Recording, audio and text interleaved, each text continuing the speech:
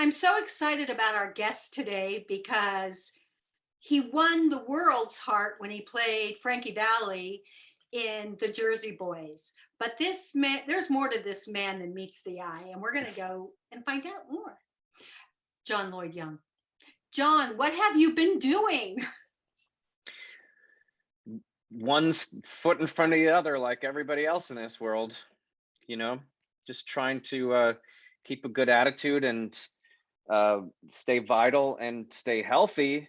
When I was a younger person, and I would hear older people say, "Oh, I'm grateful for my health," and I would always think, God, that sounds like such an old person thing to say.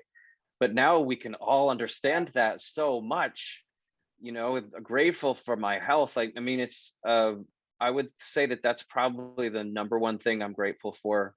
And now we all understand why that's so important, right? In this world. John Bikino's song Grateful has been playing in my head for months. So I totally understand that. Where are you performing right now? Or when is your next gig? Well, right now I'm at home in Los Angeles and on my way to 54 Below next week, the 25th of January through the 30th. It's the third reschedule of a show that's been kicked down the road 3 times because of COVID. I'm used to playing New York once or twice a year. So this is the longest that I've been away from New York in my life. Because I've, also had my family was from New York City. My great grandparents were immigrants from Sicily. So there's New York is a kind of a heritage place for me too. And I'm going to do the show that I was intended to do, which was a 50s and 60s classics.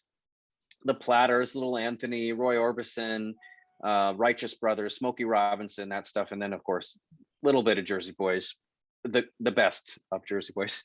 And but we had I had something in mind for this week back at 54 Below, which was to do a live streamed performance this Saturday that we're there, which is the 29th of January, 7 p.m. Eastern, in real time. So anywhere in the world can be watched. It doesn't go on demand, so you have to watch it at that time. But I decided to switch it up, and instead of doing classic, what I feel are classic standards, Only You and The Still of the Night, Unchained Melody, that period of songs. I'm going to do all Broadway for the 29th because it's been a tough road for Broadway. Broadway is back, and for better or for worse. And I haven't been back in that district, which gave birth to my career during this whole travail that we've been through. So I'm going to do all Broadway songs, my favorite types of Broadway songs. So, Hair, The Wiz, Les Mis. I'll do something from The Music Man, but I don't want to step on Hugh Jackman's toes. So I'll do the Beatles arrangement, so I'm really excited for that. Just especially for people who can't or won't go to New York right now because of obvious fears and restrictions. They could get a little taste of Broadway from the heart of Broadway, tuning into our live stream on Saturday, the 29th. You just opened up a whole new realm of questions. Oh, okay. I'm game. What song are you looking forward most to share from that show? From the Broadway one, the Broadway set? Mm-hmm. Well, so I'm not going to give this song away, okay? But I will say this. There's 2 new songs in my Broadway set, because I've done my Broadway set in several places, other Feinstein's clubs, and even 54 Below a few years ago, but it's evolved. I have new and different material in the set. One is a song from Jersey Boys that I have never sung before, and I don't think anyone who's ever done the company of Jersey Boys sings this song in their concerts. So it's something, so there's a discovery to be made. And then another, when Stephen Sondheim passed away only a few weeks ago, I thought this is the time to put a Sondheim song in my set. Now, I used to do that stuff early in my career before Jersey Boys swept me off to the retro 60s races.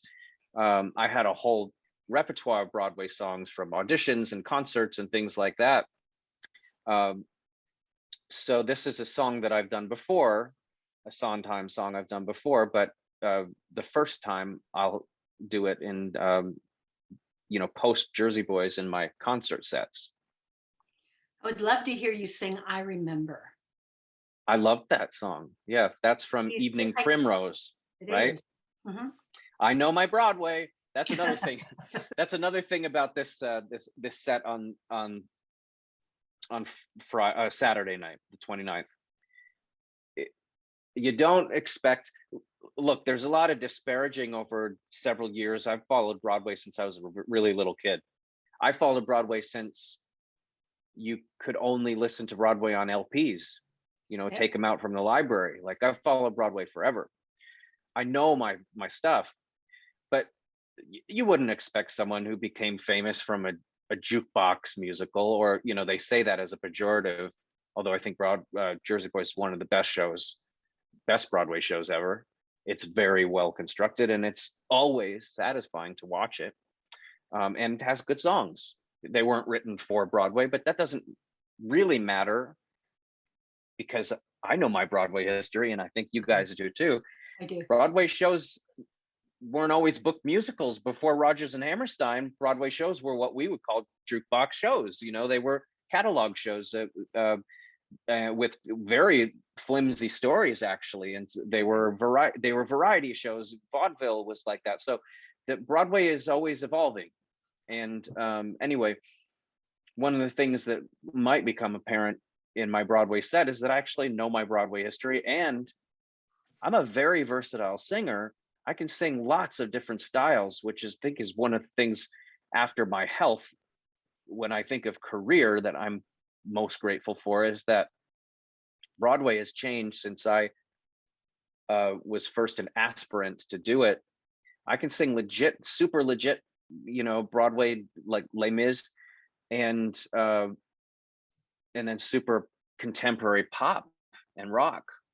Not a lot of Broadway singers can go back and forth between genres, and that's something I really can do. And so I get to show that off a little bit in the Broadway set too, which I and share some of my knowledge with people that might not know certain interesting things about where these songs came from, or might think that I don't just know anything because I was only a Jersey boy. Well, much more than a Jersey boy, and you're about to find out.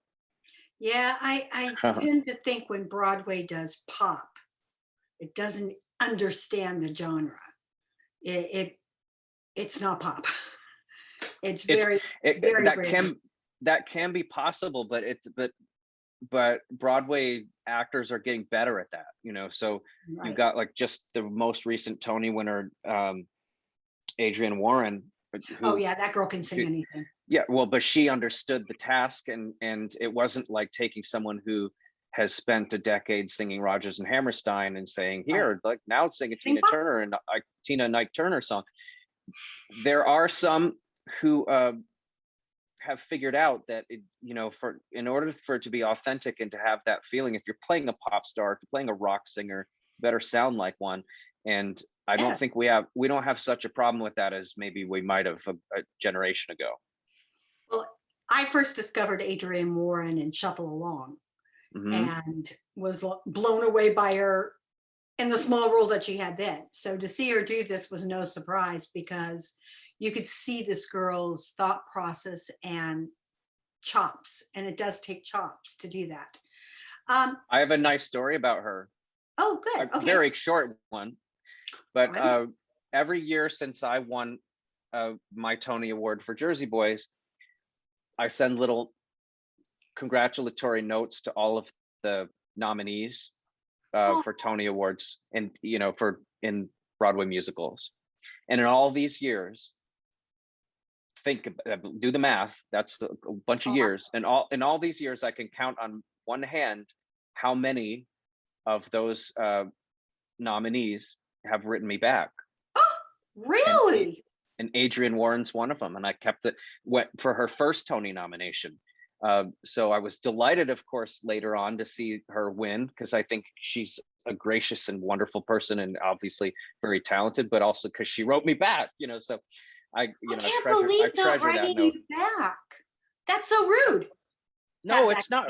Well, but I mean, this is the email. I don't think it's rude. I just think it's I was raised with a certain generation of people around me, and sending a note in the mail is a very old-fashioned thing to do. So, but you want to know who else wrote me back over the years?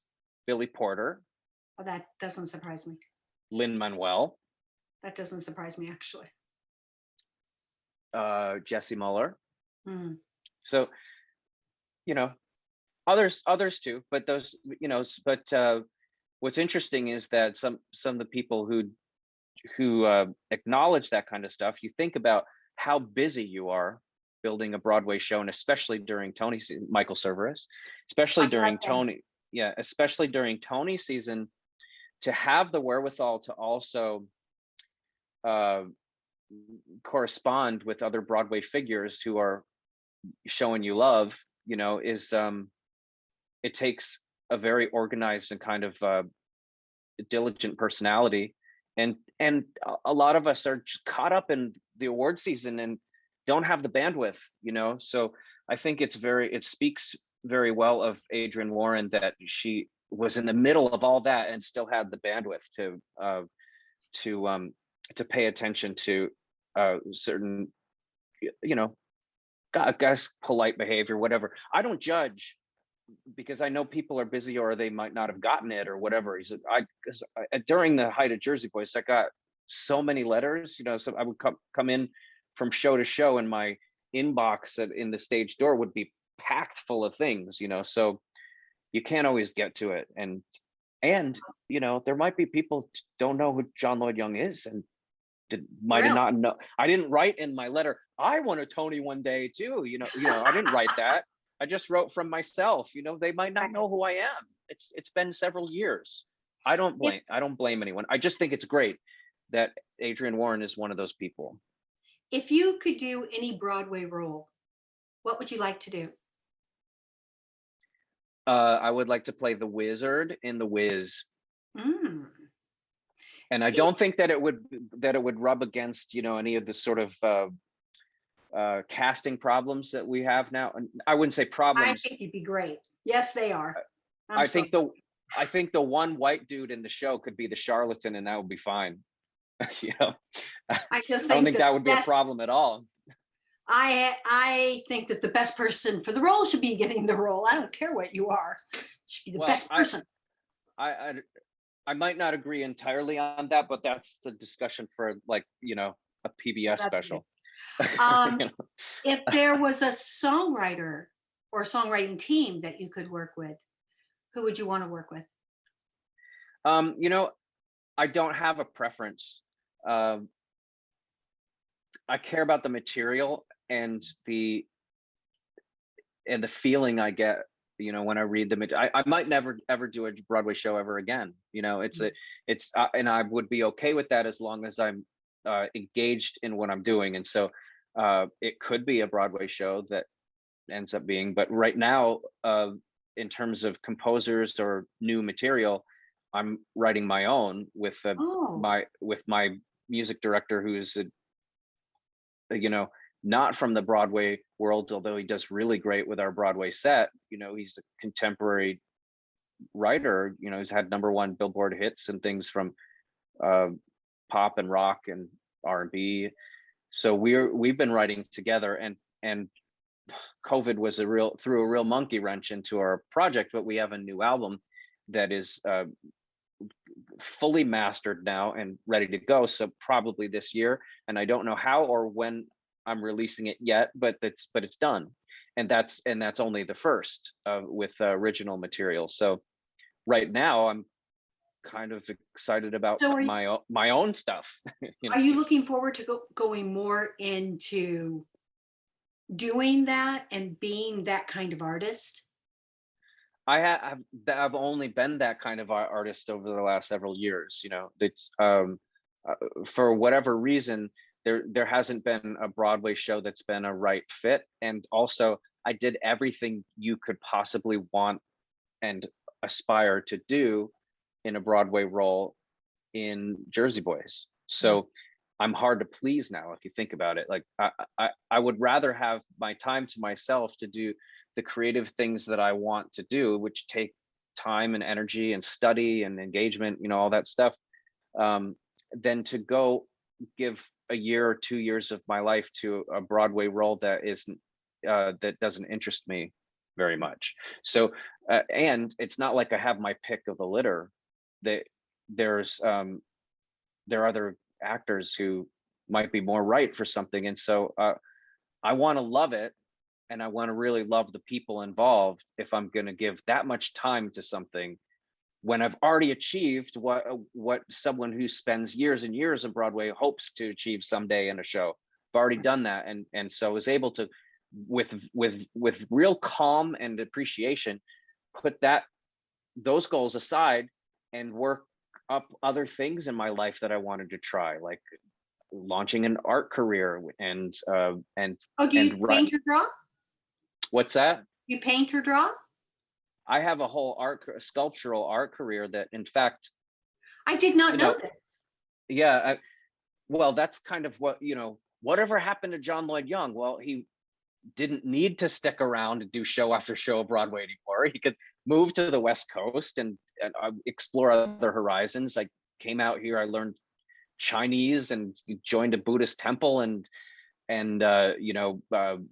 became a brown belt in Kung Fu and developed an art career and pursued other things, and kept my eye on the prize for a while. Obviously, it's why I could still do the Jersey Boys movie when it came along, but I was doing other stuff, other things, pursuing other interests, having achieved a big goal that I had for my whole life, relatively early in my life.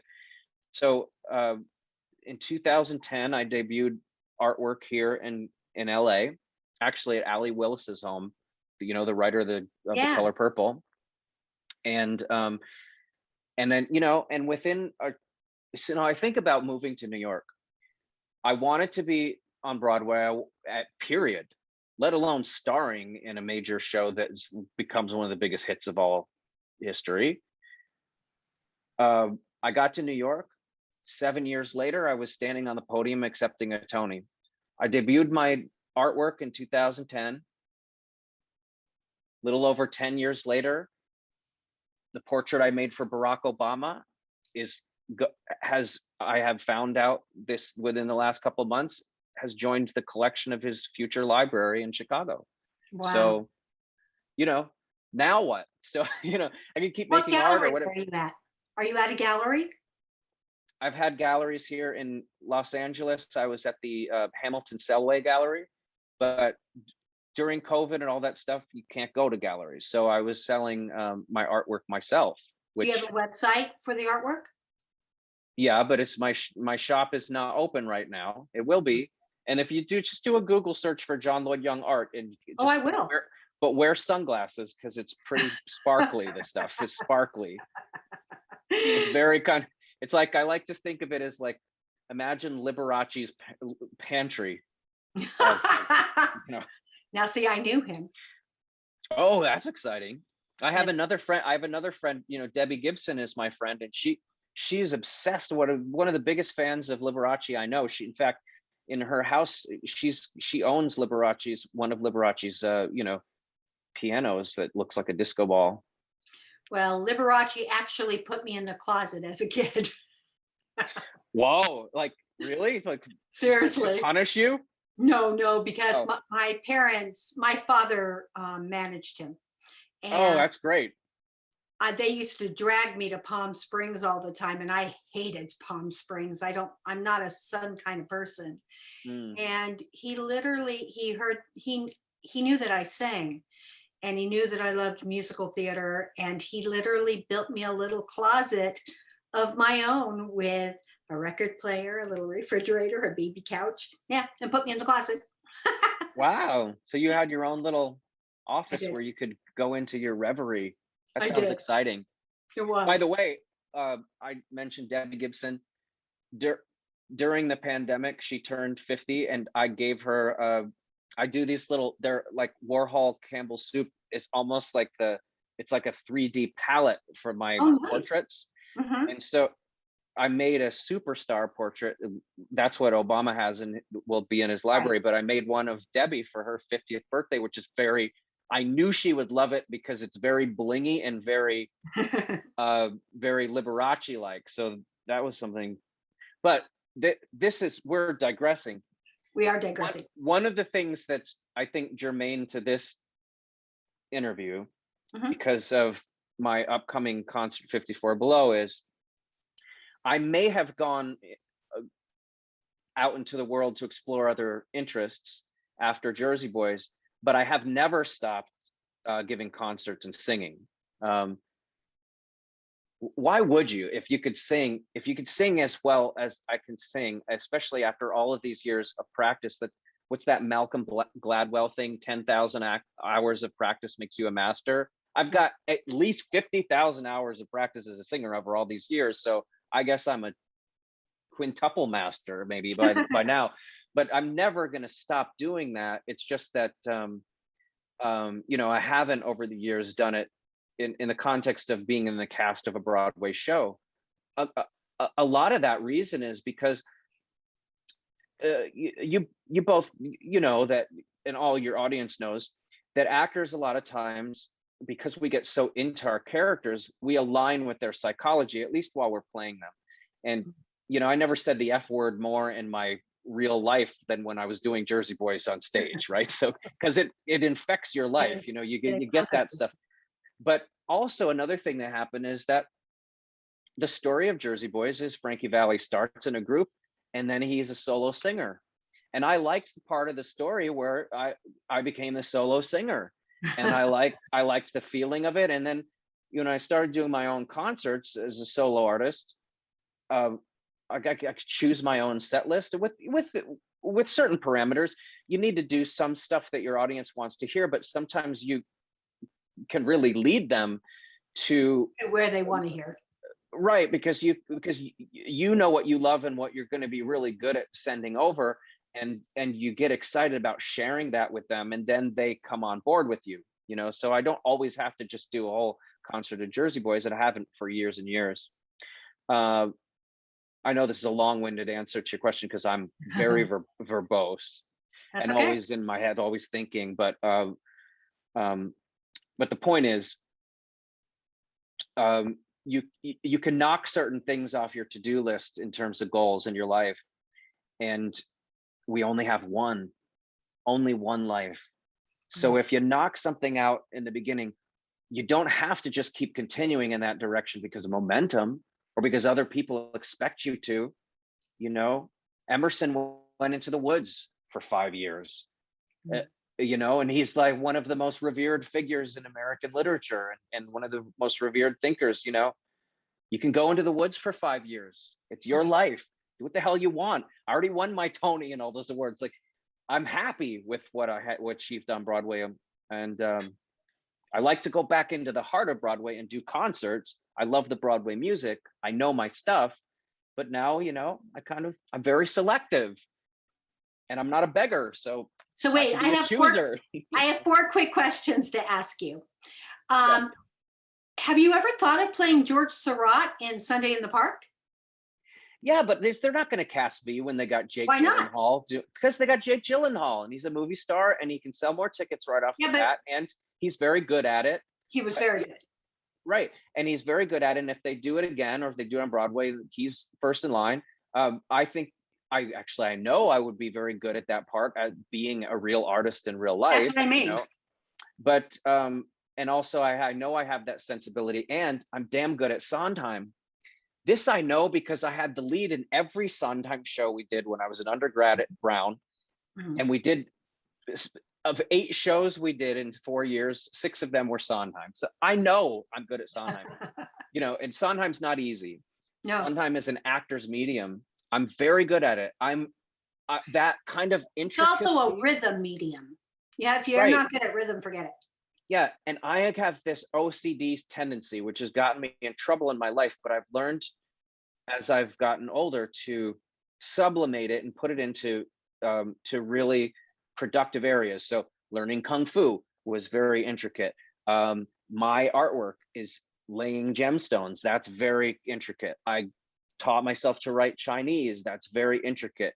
So Sondheim is also very intricate, but from a musician technical standpoint, and it's right up my alley. So these are things that could happen, but they have to let me play George, or I'm not going to do the show. Like I don't want to No, do I, the I can show see unless you they playing ask me to George. do that. You know, I well, can see you playing George, which is why I asked the question. Um, if a bigwig Broadway production wanted me to play George, I absolutely 100% would want to do it. I just don't think that I'm first in line to do it. And I don't want to work to be first in line to do it because I've got all these other things going on. If they call me though, of course, will I say no? Of course Now, not. you did a birthday bash in Las Vegas last year, right?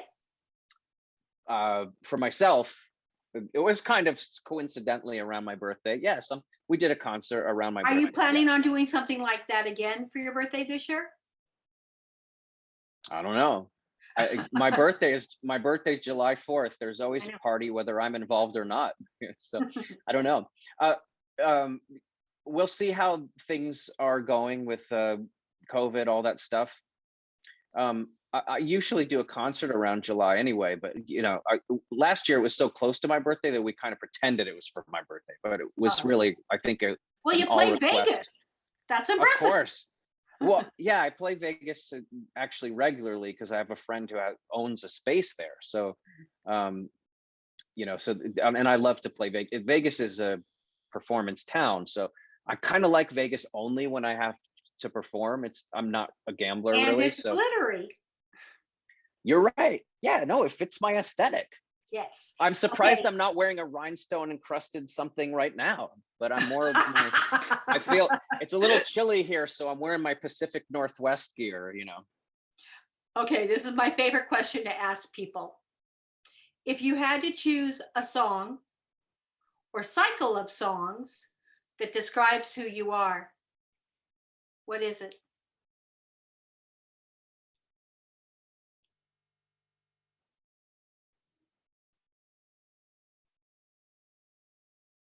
Well, it would be a cycle of Sinatra classics because Hmm. that was my first influence, and that's why I get under the lyrics so well of pop songs, Hmm. of teeny bopper pop like Sherry Baby. Okay, Sherry Baby is never going to be as deep as some other songs could be, but that's why But it hit your head.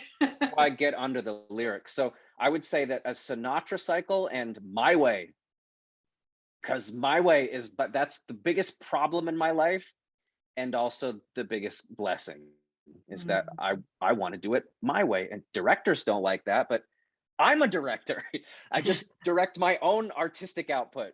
So that's probably why you know any artist is like that. Joni Mitchell, who Hmm. just won the Kennedy Center honor, Hmm. she said she heard a new music executive, like a younger music executive, a currently, like, in the center of things, music executive, because she's a veteran by now. But she said she heard one say that what they're looking for artists to represent, they're looking for someone who will listen to them and do what they say. And Joni Mitchell said an artist is by nature the opposite of that. Exactly. Artists don't just listen and do what you say. Artists have their own idea. That's what being an artist is. Who's Sondheim? Artists are so crazy. Artists are so Yeah, peculiar, right? Well, we are crazy and peculiar, but crazy like a fox. exactly. Okay, if we're not crazy like a fox, we don't get presidential appointments.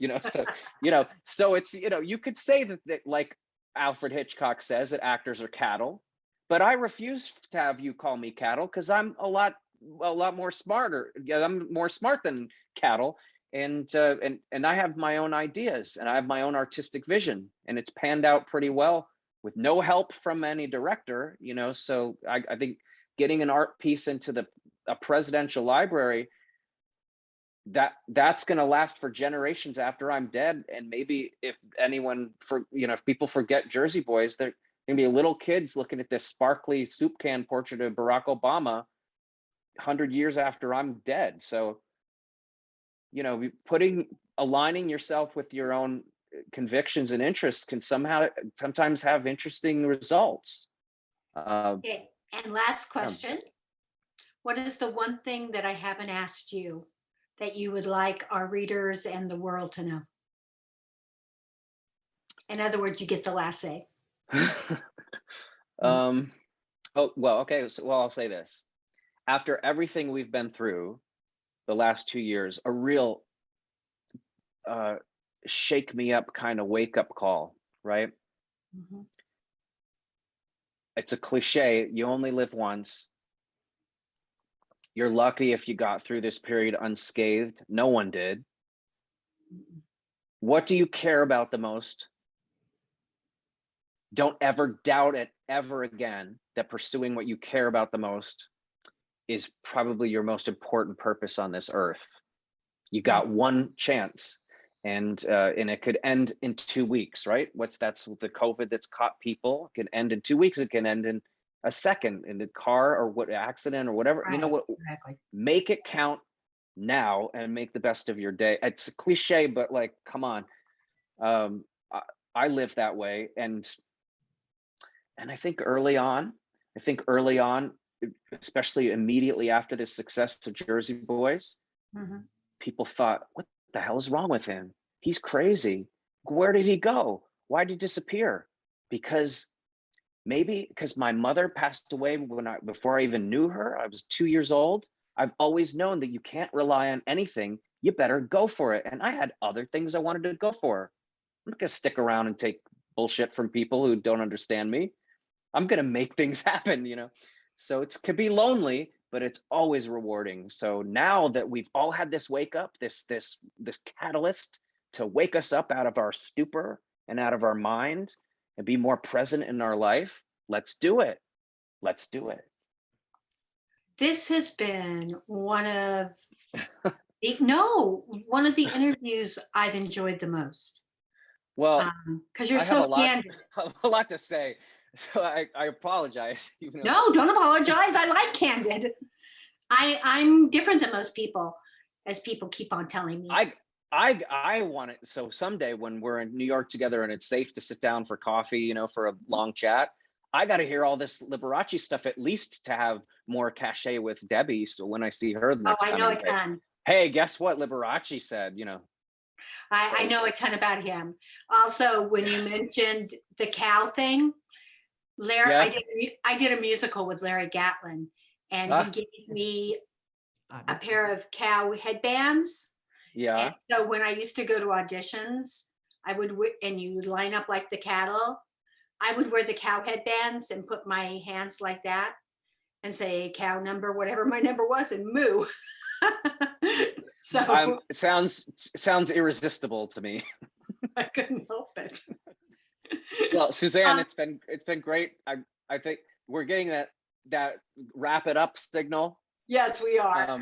Just say when you're playing at Feinstein's 54 Below. Yeah, okay, let's wrap it up that way, because I forgot what we were talking about here.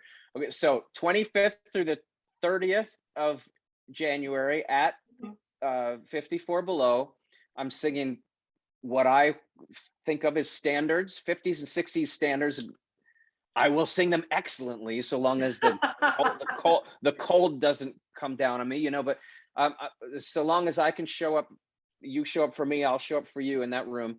We'll sing great live singing in a cool environment. And then the 29th, Saturday the 29th, we're live streaming, and I'm gonna totally switch it up. All gonna be my favorite Broadway songs of my lifetime. That's 29th, and every night is at 7 p.m. 29th is, you got to watch it at 7 p.m. Eastern or you miss it. It's in real time. You'll be a fly on the wall.